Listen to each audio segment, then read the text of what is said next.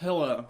Today's video is going to be about a 2011 Epiphone Les Paul Special 2.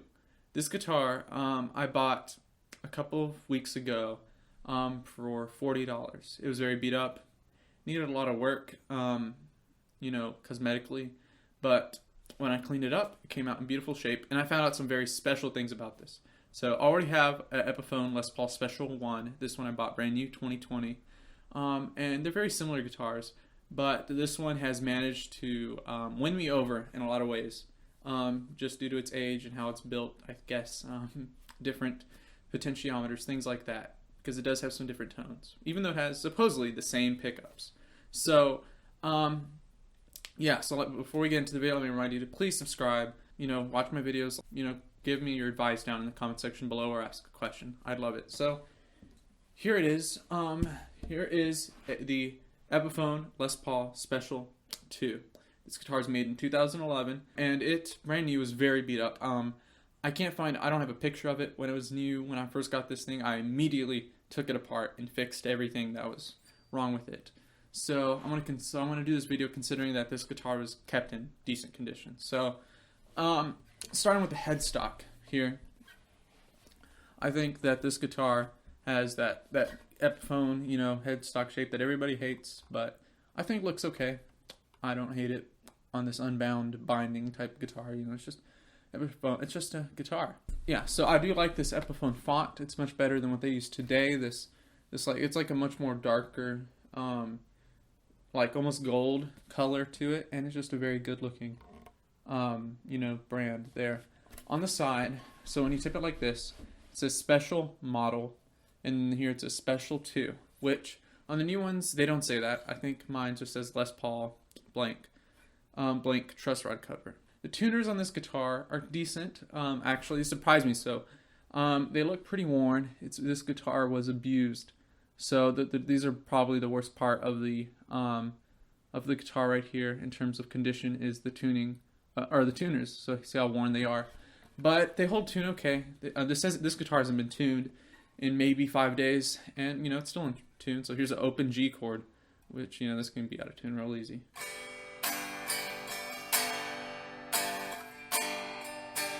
Okay, it's out of tune. Okay, so it's out of tune. Who cares? Like, you could still play a song with this.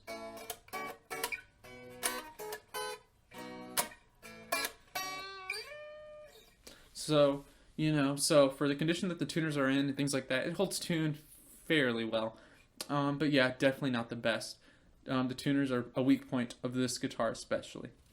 Truss rod cover, I like that it's a Special 2. I think that looks very unique, and I think that the border is very nice and big with the white cream look, and it's just a very good looking truss rod cover. The nut is a black plastic nut. Very cheap feeling. I think it was set in very well. It feels like it was put in perfectly on this guitar. So after all these years, it's not bending in like a lot. It's actually still has some space to move. It's a very well set nut, I think, on this guitar. The frets when I got them were very bad, but I repolished them. So I think this is like the condition you'll find use one in. So let's move on to the fretboard. The fretboard is probably the thing that won me over the most with this guitar. I have it for sale. I do, but I really want to keep it in a lot of ways because this is rosewood. You can see it has some wear here where you can see like stain of the strings kind of hovering over it a long time. But this is one of the darkest rosewood fretboards I've ever seen. So this is a pitch black guitar. And so with a guitar that's completely black, you kind of want a darker fretboard to go with it. And for this being the entry-level Les Paul, I think this very dark rosewood fretboard was a very nice addition for this guitar. I don't know if they're all like this, but this is a very dark fretboard, as you can tell here in these. In this, it blends in with the guitar very well. If I get my other Epiphone, so this is the one I'm going to keep. You can see the light color of this rosewood and how light it is, which I don't like. I think it matches this guitar, but if the fretboard was as light on this guitar, this would be a very ugly looking guitar. Thankfully, it's a very dark rosewood. Beautiful looking wood with a very nice pattern to it. Very good feeling. It feels like ebony. So this is a rosewood fretboard that to me feels like ebony. I have an ebony guitar, and you know, it has very fine grain in it. It's lighter in some areas, like down at the bottom. It gets lighter looking, but it still has a very good feel. So I love this fretboard. The frets feel nice. They're not very tall. They're very smooth, very good feeling frets. They're all even. They're all well put in. The fret ends are very good on this guitar. Not very much pinching. The most pinching is really like right here. Not very much at all up on the higher frets, which is surprising. So the worst is about maybe in the middle on this guitar. Overall, very good. There's no binding along the edges of it at all. It's just the fretboard on top of the neck. The neck is a gloss finish, which is okay. It's not what I prefer. I don't prefer gloss finishes, but on this guitar, it doesn't feel too sticky. It feels very manageable. It's a very nice, good feeling gloss neck. The back of this guitar, so here's the bolt-on neck, like that of a Fender. It says Epiphone, what does it say here? Performances or passion, blah, blah, blah. You know, so it's a screwed-on neck. Not what you'd expect, but it's not bad. It really isn't. For this type of body shape that, in reality, isn't that much thicker than a Fender, that's a decent cost right there to make this guitar so cheap when it was brand new. But you can still buy these new today and all sorts of special models and all that. The pickups I like. So I like the pickups and these things. I thought they would sound pretty bad, but I think these kick way above what people ask out of them. I think that if you didn't know, I feel like these would outperform a lot of Gibson pickups, which I'll show you in some tone tests here. You know, they're like what? I think it's like a 185T and an 850R or something like that. Is their pickup names? I forgot, but you know, I think it's like 12 in the bridge, 17 in the neck, which you don't hear that. So on this guitar, I think the wiring's a little different than with my special one because they do sound different, even though they supposedly have the same pickups. I think the worst part about this guitar for any Les Paul purist is the switch location, this volume knob location, switch location, tone knob location. It's all off, which I think this was done to prevent someone from installing a pick guard, which there's a lot of videos and people trying to do it. That people that just take off the volume tone pot completely just so they can put on a pick guard.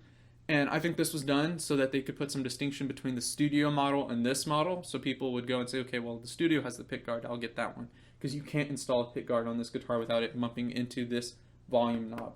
So I think that's a plus side for the other guitar, which I'll get into later. But for a Les Paul purist, this is a big downside, is location of the switches here and knobs. Big downside. I think that the bridge here and the saddle, the two-pneumatic bridge and all that, is very good. From the guitar, it has a saddle that holds in place with those like little clips in it. The two-pneumatic bridge, which these were quite dirty, they cleaned up very nicely. You know, it holds intonation well. Reminds me of a Gibson in terms of quality because it's an older one. It's an older 2011. It's an older 2011 Epiphone, so I think that the quality was slightly higher. I think as years progressed, quality was going down, 15, 16, and they're slowly going back up again. But yeah, I think that for how old it is and how abused this guitar was, everything cleaned up very nice. Everything works well. Yeah, so on this guitar specifically, so here's the output jack. You know, it's a plastic output jack, very clean. On this guitar specifically, there's no really dings, chips, scratches, or anything like that. The most damage on this guitar is over here at the headstock. There's like a little dent, the very top of the headstock. Other than that, this guitar is flawless. Which for a quite bad looking guitar, was very amazed by that. Which shows to the build quality of these guitars. So this guitar is made out of solid mahogany body, mahogany neck. I don't think it's a complete. I don't think it's a complete one-piece mahogany top here body, but the mahogany is much stronger than basswood or maple and things like that. So it's a very heavy guitar for how little wood is on this guitar compared to other Les Pauls. I'd say this is around the 8-pound range, easy 8-9 pounds. This is an easily 8 or 9 pound guitar. But it feels very sturdy, very solid, which can't be said about the other Epiphones that are now being made out of different body types. So this original mahogany wood is very, very welcome. So yeah,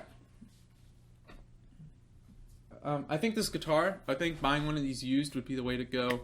Try to find the oldest one you can get, like a 2002 or something like that. I think those would be the best, easily, in my opinion. But this 2011 one, which shares a lot of the same features of those original ones, I think kicks way above its price range. It's very comfortable, very natural to play. Full-size pots, all that stuff. Very impressive guitar. So, let's get into a quick sound test.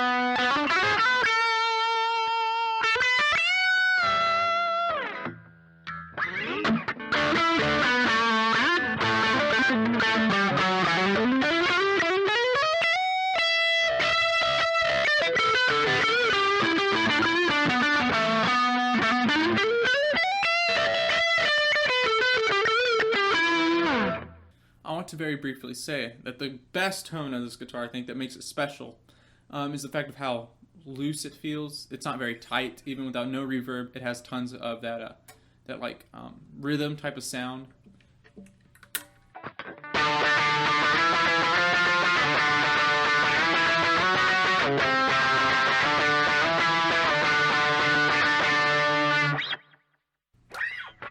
So it doesn't have a very good attack type tone to it.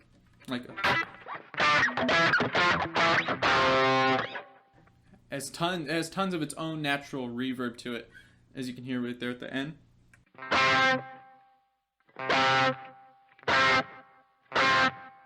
Which that's not any reverb from the guitar. The reverb's all the way down.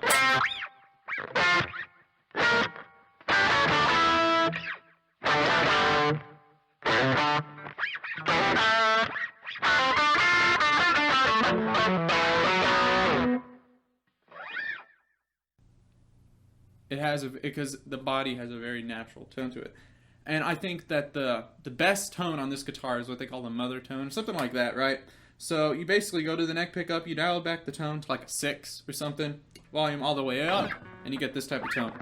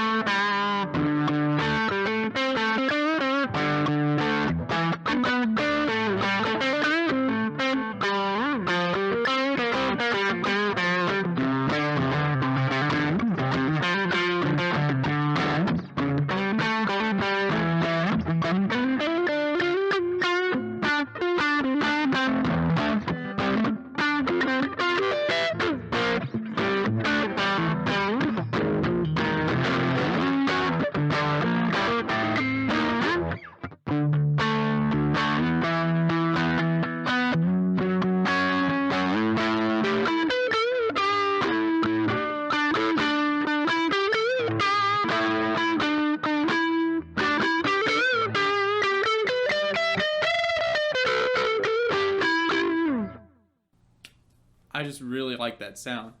Now, I don't know how it sounds through you, but through my earphones, it sounds like a very classic, clean, you know, just go at it, you know, like 70s.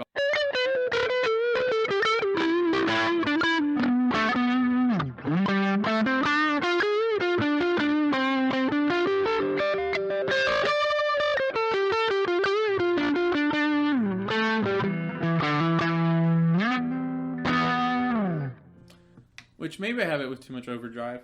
And even if I put it on a completely clean tone, this guitar still has that sound, that bite to it. Clean tone now, volume's up a little bit, you still get that mother type tone.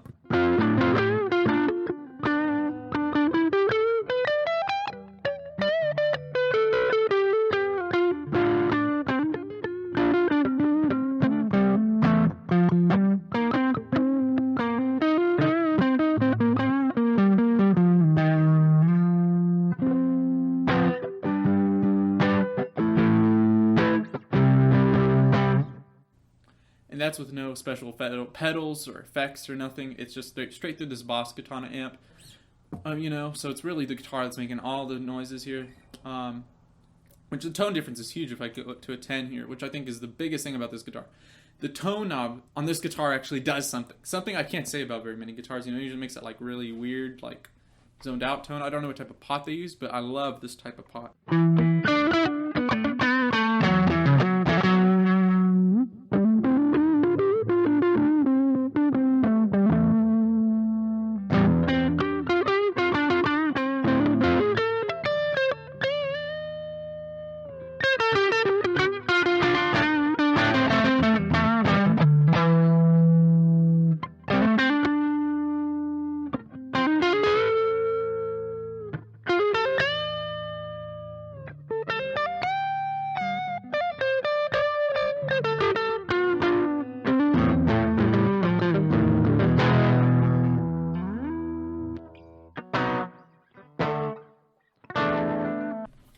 So this guitar makes me want to play differently. The tones that it makes are very different and unique from any of the other guitars I've had.